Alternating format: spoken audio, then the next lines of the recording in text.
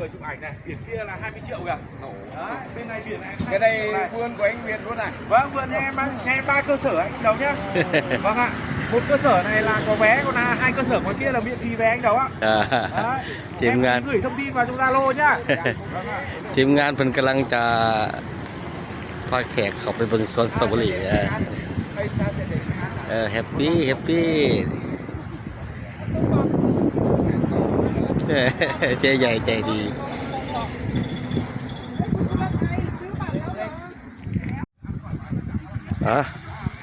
ทีมงานตะแขกรถตุนเที่ยงเขามาฮอด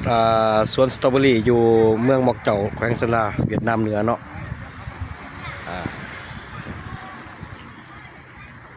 ตอนนี้แขกกำลังเข้าไปเบิ่งไปชมสวนนี่ทั้งนอกเด้อถ่ายเอาทั้งนอกให้เบิ่งกันเด้อนี่เด้อ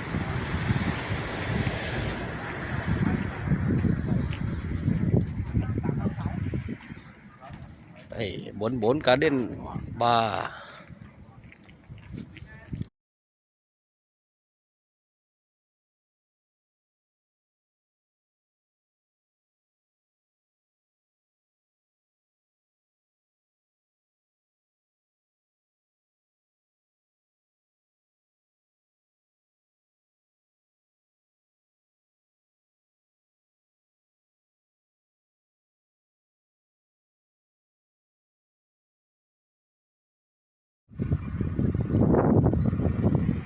สบายดี